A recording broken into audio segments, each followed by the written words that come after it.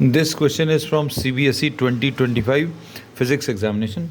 The statement of the problems is a double convex lens of glass has both faces of the same radius of curvature 17 centimeter. Find its focal length if it is immersed in water. The refractive indices of glass and water are 1.5 and 1.33. So refractive index of glass is 1.5 and refractive index of water is 1.33, and this is the surface, the double convex lens, and this is immersed in water on both the sides. अब focal length का जो formula है 1 focal length in water will be refractive index of glass with respect to water minus 1 into 1/R1 minus 1/R2. This is the formula which we'll be using. अब refractive index of glass with respect to water will be refractive index of glass upon refractive index of water. Refractive index of glass 1.5 है, refractive index of water is 1.33. This in fact is 1.33. तो अब refractive index, इस refractive index का use करेंगे to find out the focal length of lens in water.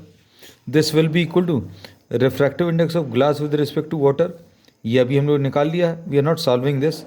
1.5 upon 1.33 minus 1 into 1/R1. ये पहला surface है, इसका जो रेडियस है या इसका जो स्फीयर है that will be lying to the right side. So we say that R1 will be plus 17.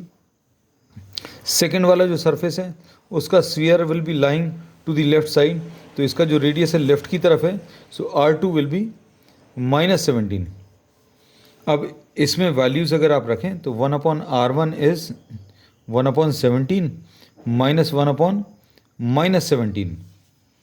अब इसको सिंप्लीफाई करने पर 1.5 माइनस 1.33 अपॉन 1.33 इंटू 1/17 प्लस 1/17 आएगा. इसको अभी हम लोग सिंप्लीफाई करें तो ये 0.17 अपॉन 1.33 इंटू 2/17 आ जाएगा. And removing the decimals in numerator and denominator, या 100 से ऊपर नीचे मल्टीप्लाई कर लो, ऐसा कह सकते हैं.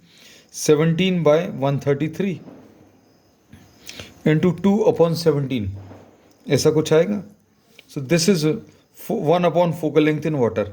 सो focal length in water will be 133 divided by 2 which is 2 6 12, 1 2 6 12 and 1 फिर से बचेगा तो 66.5 सेंटीमीटर इज द आंसर.